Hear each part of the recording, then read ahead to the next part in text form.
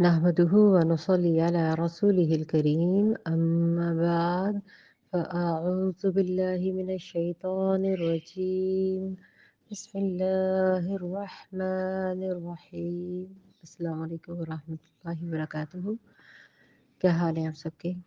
میری تمام امت مسلمہ سے ریکویسٹ ہے جو میری آواز سن رہے ہیں، اسپیشل دعا کریں، بہت زیادہ دعا کریں کہ ہمارے مسلمانوں کا ایمان بحال رہے اور فلسطین کی اللہ تعالیٰ مدد فرمائے، کیونکہ اگر ہم اپنے ایمانیات کو چھوڑ دیں گے تو سب بیکار ہو جائے گا۔ اللہ تعالیٰ ان کے لیے خیر کے دروازے کھولے، جنت کے تو کھل گئے ہیں، اللہ ہمارے لیے بھی آسانیاں فرمائے تاکہ ہم ان کی مدد فرما سکیں، آمین ثم آمین۔ سورۃ البقرہ کی آج آیت نمبر 74 کو میں بیان کرنے جا رہی ہوں، اور فلسطین کے لیے میرا دل بہت پریشان ہے، اور اتفاق سے ان آیات میں بھی کچھ اسی طرح کی بات ہو رہی ہے۔ آئیں لفظی ترجمے کی طرف سے پہلے چلتے ہیں۔ بسم اللہ الرحمن الرحیم۔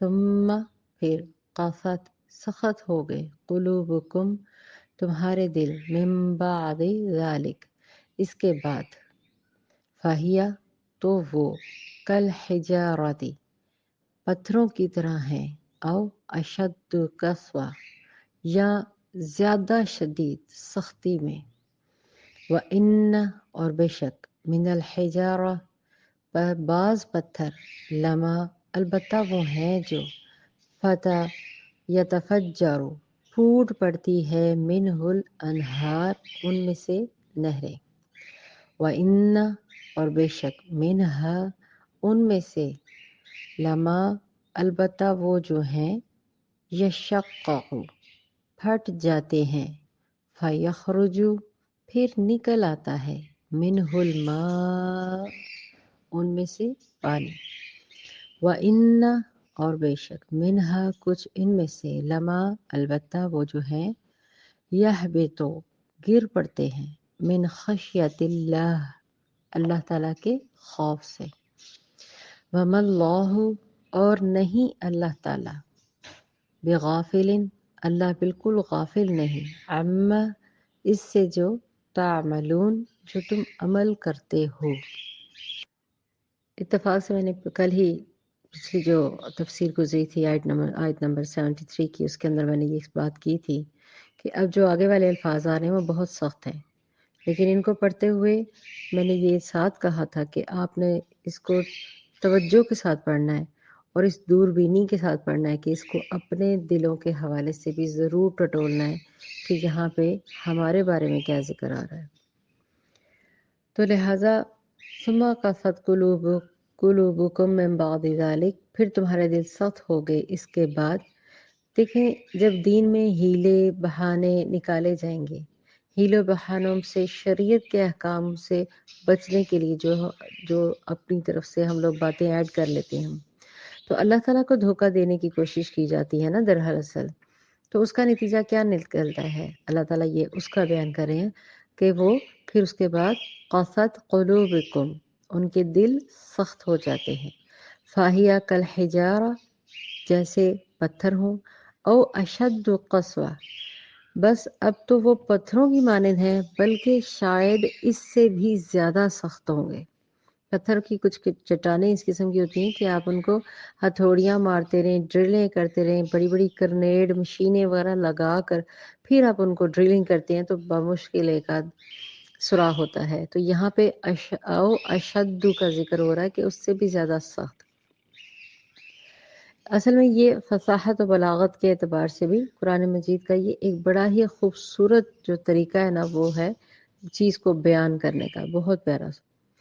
وَإِنَّ مِنَ الْحِجَارَةِ لِمَا يَتَفَجَّرُ مِنْهُ الْأَنْهَارُ اور پتھروں میں سے تو یقیناً ایسے بھی ہوتے ہیں، اب پتھروں کی دو کائنڈز بتائی جا رہی ہیں کہ ایسے بھی ہوتے ہیں کہ جن میں سے چشمے پھوٹ پڑتے ہیں۔ جو لوگ پہاڑی علاقوں پہ رہتے ہیں وہ میری اس بات کو ود ان سیکنڈ جان چکے ہوں گے کہ دیکھیں پیچھے سے سورس آف واٹر کہیں بھی نہیں بظاہر نظر نہیں آ رہا ہوتا، ایک پتھر ہی ہوتے ہیں اور ان میں سے پانی کے چشمے پھوٹ پڑتے ہیں نرمی کی وجہ سے۔ وَإِنَّ مِنْهَا لِمَا يَشَقَّقُ فَيَخْرُجُ مِنْهُ الْمَاءُ اور ان پتھروں مطلب پتھروں یا چٹانوں میں سے بے شک ایسے بھی ہوتے ہیں جو شک ہو جاتے ہیں، مطلب شک ہو جاتے ہیں نا، دو ٹکڑے ہو جانا، درمیان میں سے اچانک کریک آ جانا، تو ان میں سے پانی برآمد منہ ہو جاتا ہے۔ شک ہوتا ہے، اس کو کہتے ہیں شق، شین قاف جو قرآن کے الفاظ ہیں، تو وہ ہوتا ہے دراڑ پڑ جانا، جب اس میں دراڑ آ جاتی ہے تو پانی پھوٹ پڑتا ہے۔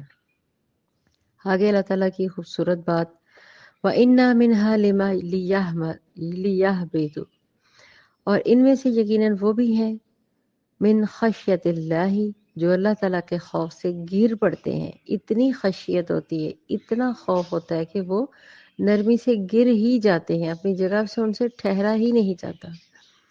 وَمَا اللَّهُ بِغَافِلٍ عَمَّا تَعْمَلُونَ، اور اللہ تعالیٰ غافل نہیں ہے اس سے جو تم کر رہے ہو۔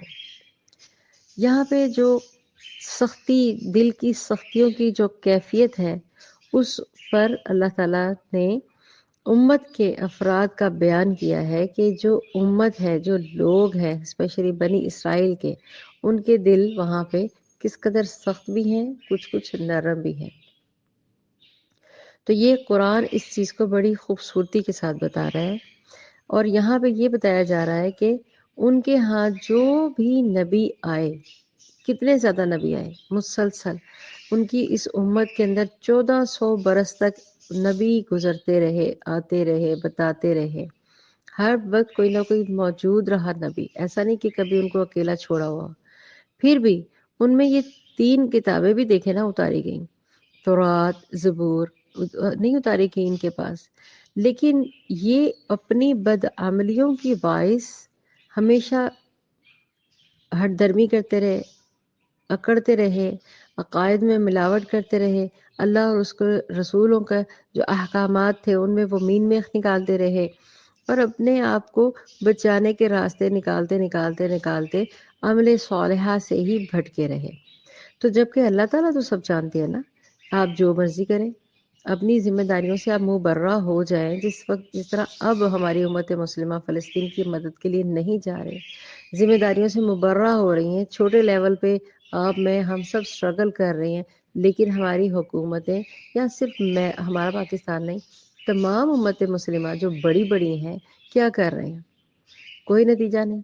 تو اللہ تعالیٰ تو سب جانتے ہیں نا، اللہ تعالیٰ یہی فرما رہے ہیں نا، وَمَا اللَّهُ بِغَافِلٍ عَمَّا تَعْمَلُونَ، اللہ تعالیٰ اس چیز سے ہرگز غافل نہیں ہے جو تم عمل کر رہے ہو یا کرتے ہو۔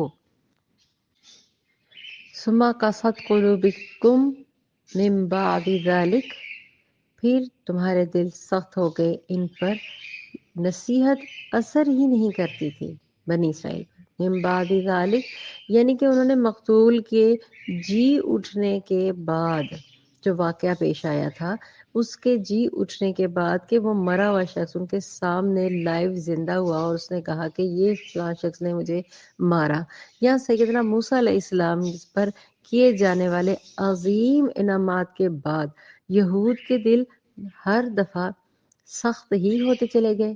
اللہ تعالیٰ نے جیسے تمہیں انعامات سے نوازا تھا بنی اسرائیل کو، جیسے جیسے اپنی اپنی بڑی بڑی نشانیوں کا بھی مشاہدہ کروایا تھا، تو ان کے دل تو نرم ہو جانے تھے، لیکن اپنے ہیلا سازیوں، بہانوں کی وجہ سے ان کے دل مزید مزید مزید سخت ہو گئے۔ فاہیہ کل حجارہ، اب قرآن اس کی مثال کیسے دے رہا ہے؟ فاہیہ کل حجارتی او اشد قسوہ، مطلب اللہ تعالیٰ نے بنی اسرائیل کے دلوں کی سختی کے بارے میں واضح بیان کیا کہ وہ پتھر کی مانند ہو گئے، لوہا، دیکھیں نا اب لوہے جیسے ہو گئے، سخت لوہے کی جیسا۔ حالانکہ لوہا پگھل جاتا ہے، جبکہ پتھر پر کبھی نہیں پگھلتا۔ پتھر جو ہوتا ہے وہ تو اپنی ڈھٹائی اور کڑائی کرنے کی وجہ سے ویسے کا ویسے ہی رہتا ہے، لوہا تو گرمی کے ساتھ پھر تھوڑا پگھل جاتا ہے۔ پھر آگے او اشد قسوہ یعنی پتھروں سے بھی زیادہ دل انہوں کے سخت ہو گئے۔ سوچنے کی بات ہے کہ دلوں کی سختی کی کیا معنی اور کیا وجوہات ہوتی ہیں، تھوڑا سا دیکھنا چاہیے کہ دلوں کی سختی ہوتی کیوں ہے۔ دل پر کسی کی ہدایت کی نشانی کا اثر نہ ہونا دل کی سختی ہے۔ دل کی اچھی بات کے لیے کسی کے لیے تابع نہ ہو جانا، اچھی بات دل سے نہ نکلنا، یہ بھی دل کی سختی ہے۔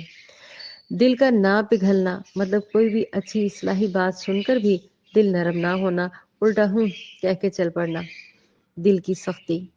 حق بات کو قبول کرنے کی بجائے اس کے لیے دل کا بند ہو جانا، یہ بھی دل کی سختی۔ تو پھر کیا ہوگا؟ مسلسل اللہ تعالیٰ کی نافرمانی کرنے کی وجہ سے دل سخت ہی ہو جاتے ہیں، جیسے کہ اوپر فرمایا جا رہا ہے وَأَشَدُّ قسوہ، اس سے بھی زیادہ سخت۔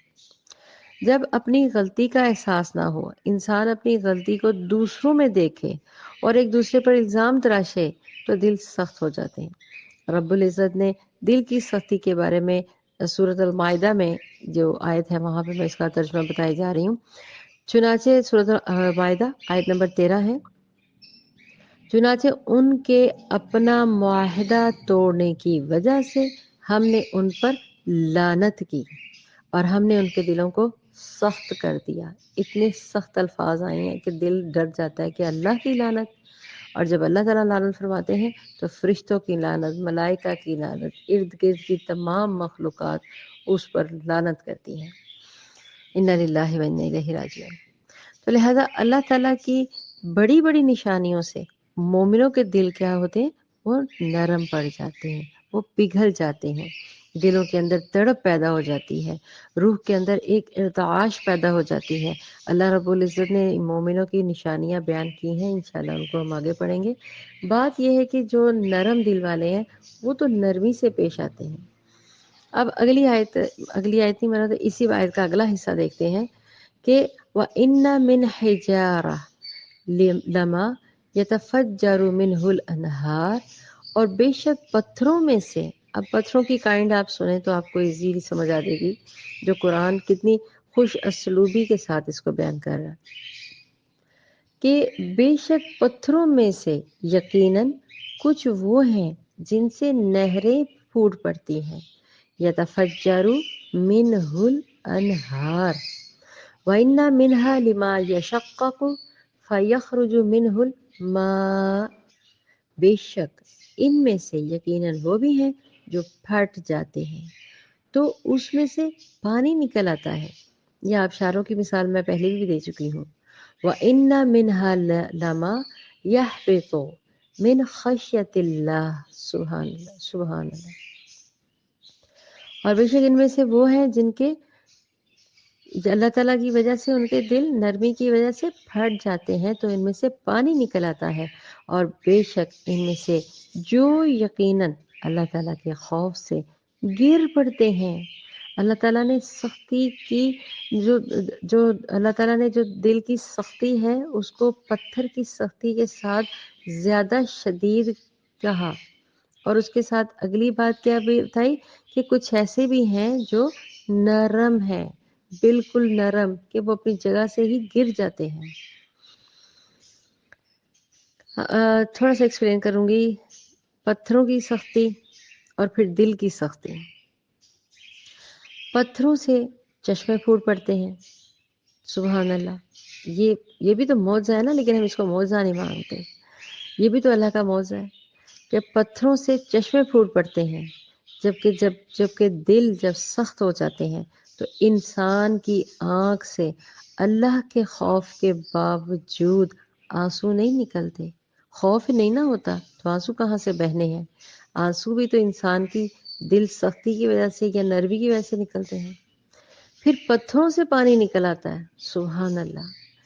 آپ کبھی مری، سوات، کاغان، نران یا اسکردو اس طرح کے علاقوں میں گئے ہوں تو دیکھیں پہاڑ ایسے قداور کھڑے ہوئے ہیں، ایسے تنے ہوئے، اکڑے ہوئے، سخت، کوئی ہلا سکتا ہے ان کو؟